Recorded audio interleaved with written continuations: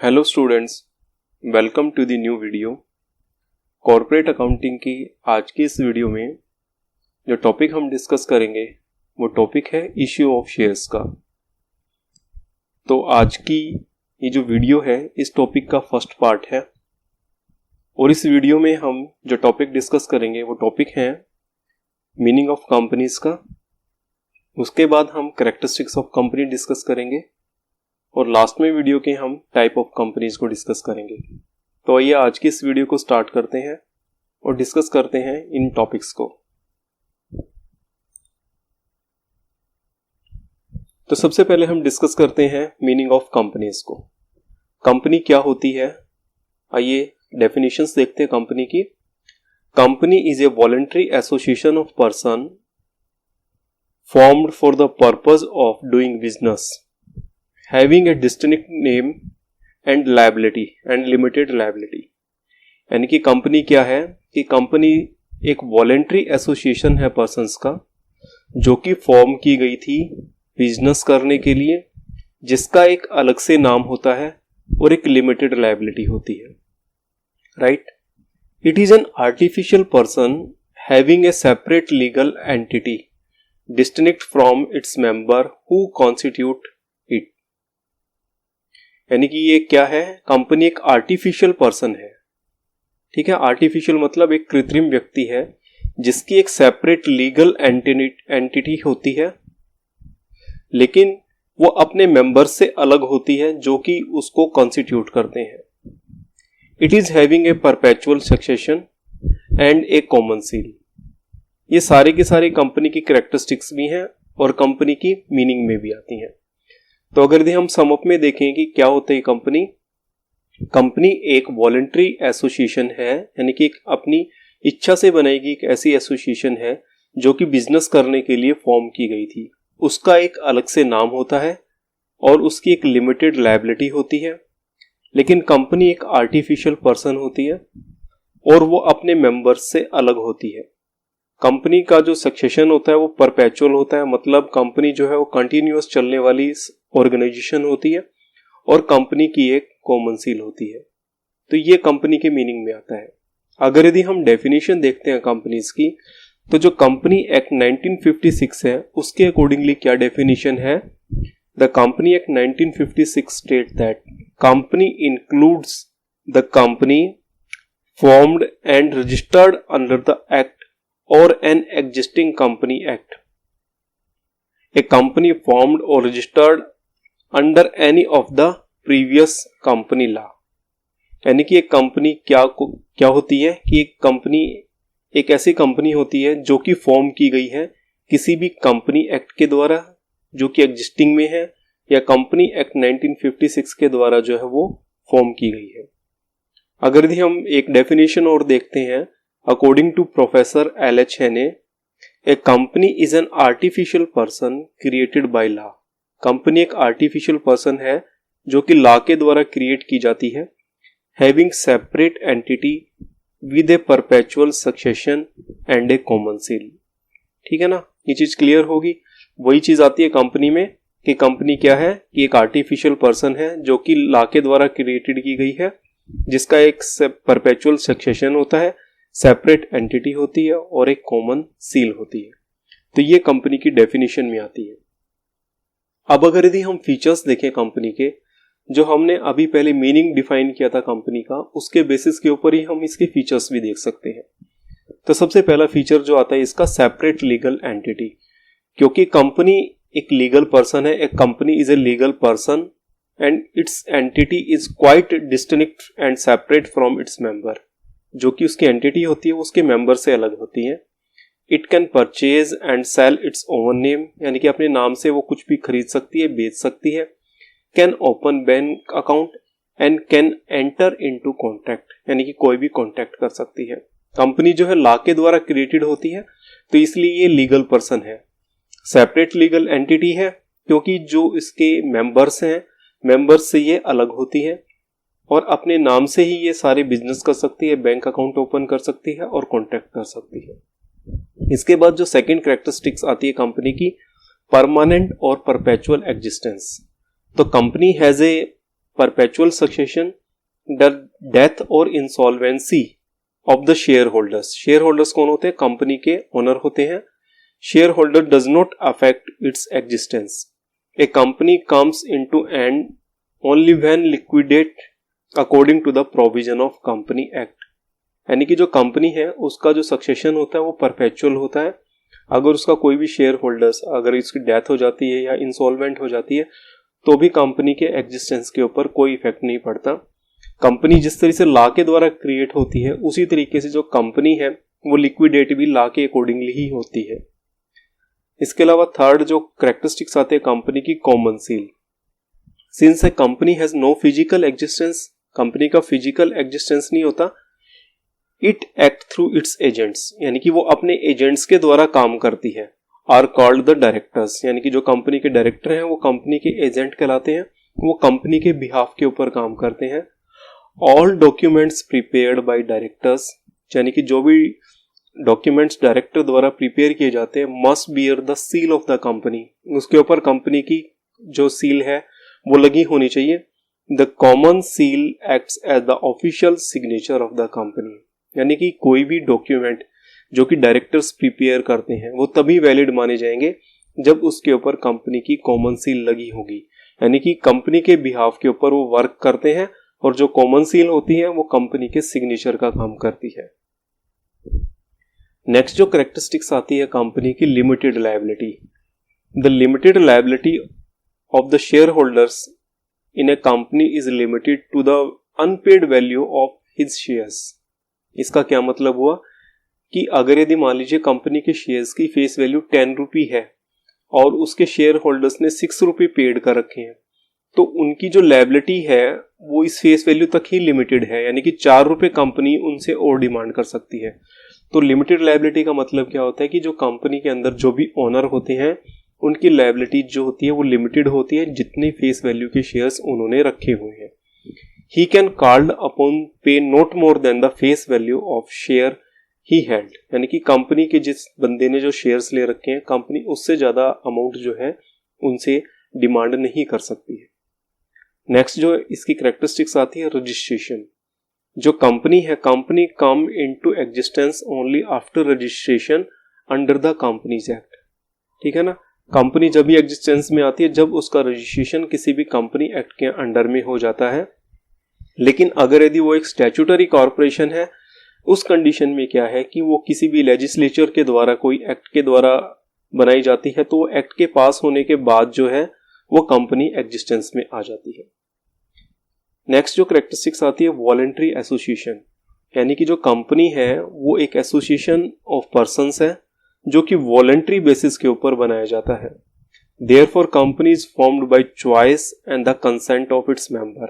ठीक है ना, यानी कि वॉलंटरी एसोसिएशन है जो कि बिजनेस करने के लिए इकट्ठा हुए हैं अपनी चॉइस से और कंसेंट से जो है कंपनी का फॉर्मेशन होता है। नेक्स्ट जो कैरेक्टरिस्टिक्स आती है कंपनी की, separation of management from its ownership, कि कंपनी का जो मैनेजमेंट है वो अपने ओनरशिप से जो है वो सेपरेट होता है। कैसे कि जो शेयर होल्डर्स हैं they are the owner of the company.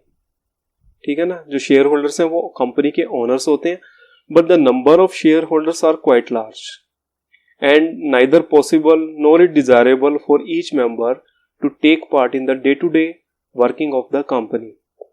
क्योंकि जो कंपनी के शेयर होल्डर्स होते हैं वो स्कैटर्ड होते हैं, मतलब जैसे अगर हम इंडियन लेवल पे लगाएं तो पूरे इंडिया में भी कंपनी के शेयर होल्डर्स हो सकते हैं डिफरेंट डिफरेंट प्लेसेस के ऊपर, तो उनकी क्वांटिटी भी काफी होती है। तो इस कारण से ये पॉसिबल नहीं हो पाता कि वो कंपनी के जो डे टू डे वर्किंग है उसके अंदर पार्टिसिपेट कर सके, और ये डिजायरेबल भी नहीं है क्योंकि उनकी जो number of holding of shares होती है वो काफी कम क्वांटिटी में होती है, तो इसलिए वो कंपनी के डिसीजन को इफेक्ट भी नहीं कर सकते। तो इसलिए जो ओनरशिप है वो अलग होती है कंपनी के। Therefore company is managed by the board of director which are elected by the share holders, यानी कि जो शेयर होल्डर्स होते हैं अपने बिहाफ के ऊपर वर्किंग करने के लिए बोर्ड ऑफ डायरेक्टर्स का सिलेक्शंस करते हैं, और कंपनी के जो मैनेजमेंट है वो बोर्ड ऑफ डायरेक्टर्स जो है वो सारे जो फंक्शनिंग है वो उनको चलाते हैं। इसके बाद जो मैनेजमेंट आती है अभी हमने डिस्कस किया, a company is managed by the board of directors, whole time directors, managing director, managers. These persons are selected in a manner provided by the act and article of association of the company. जो company के article of association है और जो आपका company act है वो इनको appoint करता है और उनके रिगार्डिंग रूल एंड रेगुलेशन इनके ऊपर इम्प्लीमेंटेड होते हैं. An individual share holder can not participate in the management, जो कि हम पहले भी बता चुके हैं. अब हम डिस्कस करते हैं काइंड ऑफ कंपनीज को. काइंड ऑफ कंपनीज में ज्वाइंट स्टॉक कंपनीज के डिफरेंट टाइप्स हैं on the basis of formation, on the basis of liabilities and on the basis of public investment. इस तरीके से भी हम इसको बाइफरकेट कर सकते हैं, या फिर हम सेकंड चार्ट इस तरीके से भी हम कर सकते हैं. Unlimited companies, company limited by guarantee, company limited by shares, public company, one person company, private company. तो आइए वन बाय वन करके काइंड ऑफ कंपनीज के पॉइंट को डिस्कस कर रहे हैं. सबसे पहले हम डिस्कस करते हैं from the point of view of formation. Formation के बेसिस के ऊपर टाइप ऑफ कंपनीज कौन कौन सी होती हैं. सबसे पहले आती है हमारी chartered companies. Those company which are incorporated under a special charter by the king और sovereign such as East India Company. ठीक है ना, जो कि किंग के द्वारा या सोवरिजन के द्वारा जो है फॉर्म की जाती है. तो ऐसी कंपनी जो है चार्टेड कंपनी कहलाती हैं.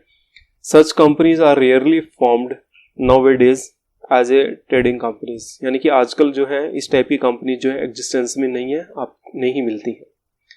सेकेंड टाइप की जो कंपनीज आती है स्टैट्यूटरी कंपनीज आती हैं. These companies are formed by special act of legislature और द पार्लियामेंट. जैसे कि हमारी आरबीआई है. आरबीआई एक स्टैट्यूटरी कंपनीज या कॉर्पोरेशंस में आती है. इसके बाद रजिस्टर्ड कंपनीज आती है. इसमें registered companies are those companies which are incorporated under the Company Act 1956 or were registered under the previous Companies Act and New Company Act 2013. तो इनमें किसी भी कंपनी एक्ट के अंडर में जो भी रजिस्टर्ड होती है वो कंपनी जो है वो रजिस्टर्ड कंपनीज कहलाती हैं. अब आते हैं on the basis of liabilities. इसमें भी तीन टाइप से कंपनियां हैं. Limited liabilities companies.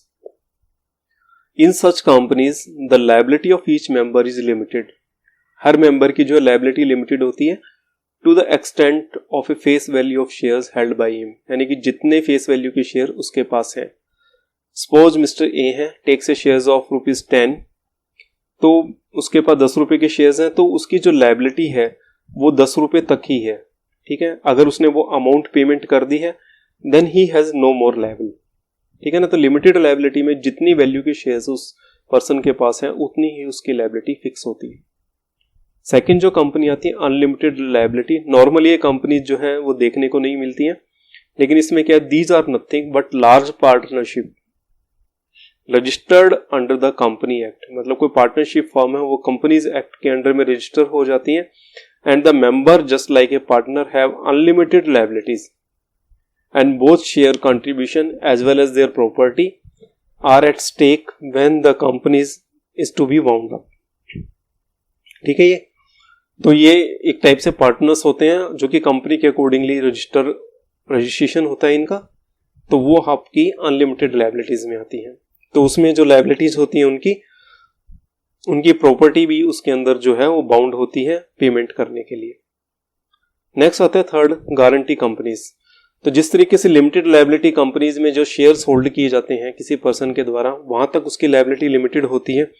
इसी तरीके से जो गारंटीड कंपनीज हैं उसमें जो मेंबर्स होते हैं जितने रुपए की वो गारंटी देते हैं उस कंपनी को फॉर्मेशन करने में, या जितने रुपए की उनकी गारंटी होती है उस कंपनी में, तो उतने ही रुपए तक के लिए वो जो है वो लिमिटेड होते जो है वो बाउंड होते हैं पेमेंट करने के लिए.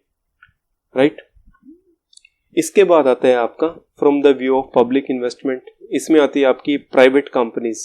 पहले a private company means a company which by its article restrict the right of transfer of its shares, जो कि अपने शेयर्स को ट्रांसफर करने के लिए रिस्ट्रिक्ट करती हैं.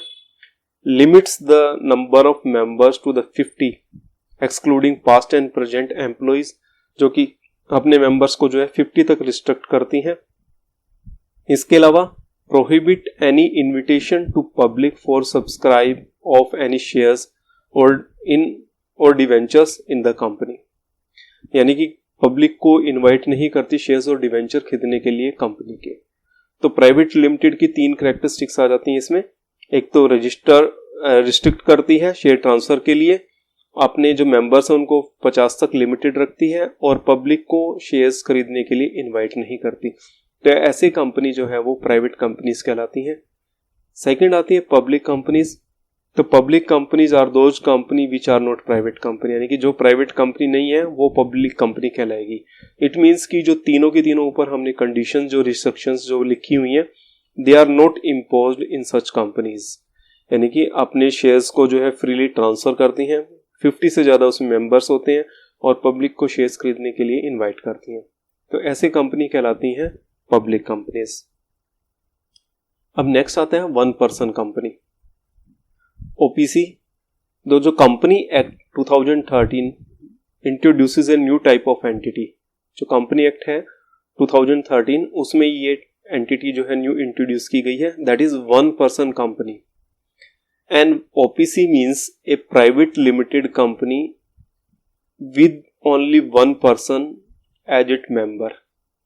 ठीक है, एज पर सेक्शन 2 सबसेक्शन 62 कि OPC मीन्स क्या है कि एक प्राइवेट लिमिटेड कंपनी है जिसमें जो है एक ही पर्सन जो है मेंबर है। इसके रूल्स हैं कुछ, वो रूल कौन कौन से हैं। सबसे पहले है only a natural person who is an Indian citizen and resident of India can be member of OPC। 1 person company का मेंबर कौन हो सकता है, वो इंडियन सिटीजन हो और रेजिडेंट ऑफ इंडिया हो, वो OPC का मेंबर हो सकता है। 1 person can form only 1 OPC, यानी कि एक बंदा सिर्फ एक ही OPC फॉर्म कर सकता है। उसकी जो शेयर कैपिटल है, paid up share capital 50 lakh rupees से ज्यादा नहीं है। इसके अलावा एवरेज एनुअल टर्नओवर है वो 2 करोड़ रुपए से ज्यादा नहीं है। इसके बाद जो रूल 3 ऑफ सेक्शन 5 है कंपनीज इनकॉर्पोरेशन रूल 2014, वो ये कहता है कि OPC can formed only for business not for charitable purpose. जो OPC फॉर्म करने का पर्पज है वो बिजनेस होना चाहिए, चैरिटेबल पर्पज के लिए OPC फॉर्म नहीं की जा सकती। इसके बाद है an OPC can not convert itself into public और private company unless a period of 2 year has been expired from the date of incorporation, यानी कि जब वो इनकॉर्पोरेट होती है वो 2 साल तक जो है पब्लिक या प्राइवेट कंपनी में कन्वर्ट नहीं हो सकती। कन्वर्जन इज मैंडेटरी, ये कन्वर्जन जो है मैंडेटरी है अगर यदि उसकी पेड अप कैपिटल जो है वो 50 लाख रुपीज से इंक्रीज हो जाए और जो टर्नओवर है वो 2 करोड़ रुपए से इंक्रीज हो जाए। तो ये सारी जो है OPC के लिए जो है वो रूल्स एप्लीकेबल है। तो आज की वीडियो में इतना ही। Thank you for watching the video. आपको वीडियो कैसी लगी प्लीज कमेंट जरूर कीजिए। थैंक्स।